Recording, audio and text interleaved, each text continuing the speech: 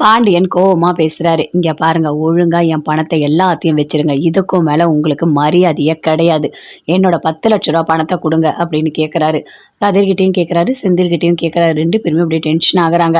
"இங்க பாருங்க, நான் ரூ. 10,00,000 திருப்பி குடுத்துர்றேன். கொஞ்சம் டைம் குடுங்க" அப்படின்னு சொல்லிட்டு கதிர் சொல்றாரு. செந்தில், "இருங்கப்பா நான் வரேன்" அப்படின்னு வீட்டுக்கு போறாரு. போயிட்டு பணத்தெல்லாம் எடுக்குறாரு. எடுத்துட்டு வந்து குடுக்குறாரு. "இங்க பாருங்க, இதுல ரூ. 10,00,000 பணம் இருக்கு. உங்ககிட்ட நான் வாங்கின பணத்த நான் திருப்பி குடுக்குறேன்" அப்படின்னு அந்த பணத்த திருப்பி குடுக்குறாரு.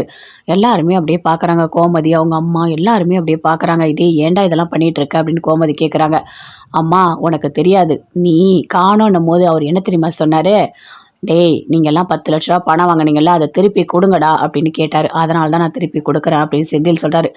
"ஏங்க நீங்க இப்படிலாம் பண்ணிட்டு இருக்கீங்க? எதுக்காக நீங்க புள்ளைங்க கிட்ட போய் பணத்த கேட்குறீங்க?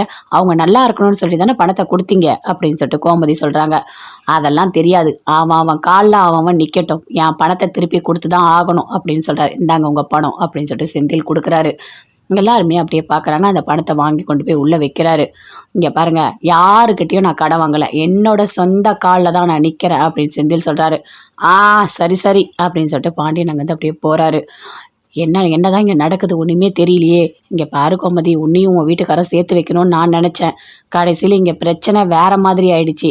உங்க வீட்டுக்காரு உங்க வீட்டுக்காரர் எல்லாரும் சேர்ந்து திட்டுனாங்க தெரியுமா? மாப்பிள்ளை எல்லாருமே சேர்ந்து, "உங்களால தான் அம்மாக்கு இப்படி ஆயிடுச்சு" அப்படின்னு திட்டுனாங்க. உடனே அவருக்கு கோவம் வந்து வாங்குன ரூ. 10,00,000 திருப்பி குடுங்கன்னு கேட்டாரு. அதனால தான் இவ்ளோ பெரிய பிரச்சனை அப்படின்னு கோமதியோட அம்மா சொல்றாங்க. சரி, அப்பா தானே ஒரு வார்த்தை சொன்னா என்ன? எதுக்காக அதுக்குள்ள இவனுக்கு இவ்ளோ கோவம் வருது? அப்படின்னு சொல்லிட்டு ரொம்ப வருத்தமா பேசுறாங்க. உடனே மீனாக்கு ஃபோன் பண்ணி நடந்த எல்லாத்தையுமே சொல்றாங்க. "அப்படியா அத்தை, ரூ. 10,00,000 எங்க வீட்டுக்காரர் குடுத்தாரா? ரொம்ப ரொம்ப சந்தோஷம். வாங்கி வச்சுக்கங்க" அப்படின்னு மீனா சொல்றாங்க. "ஏன் மீனா இப்படி பேசிட்டு இருக்க நீ? ரூ. 1 ரூ. 2 இல்ல ரூ. 10,00,000 பணம்" அப்படின்னு சொல்லிட்டு கோமதி சொல்றாங்க. "அத்தை எல்லாம் நல்லது தான் அத்தை. அவர்கிட்ட இருந்தா வீணா செலவாயிடும். உங்ககிட்ட இருந்தா கூட கரெக்டா செலவு பண்ணுவீங்க. விடுங்க, குடுத்த வரைக்கும் லாபம்னு வாங்கி வச்சுட்டு போங்க அத்தை. எதுக்காக நீங்க இப்படி பண்ணிட்டு இருக்கீங்க?" அப்படின்னு மீனா சொல்றாங்க. "மீனா என்ன மீனா இப்படி பேசுற நீ? உன் வீட்டுக்காரருக்கு சப்போர்ட்டாவே நீ பேச மாட்டியா?" அப்படின்னு சொல்லிட்டு கோமதி சொல்றாங்க.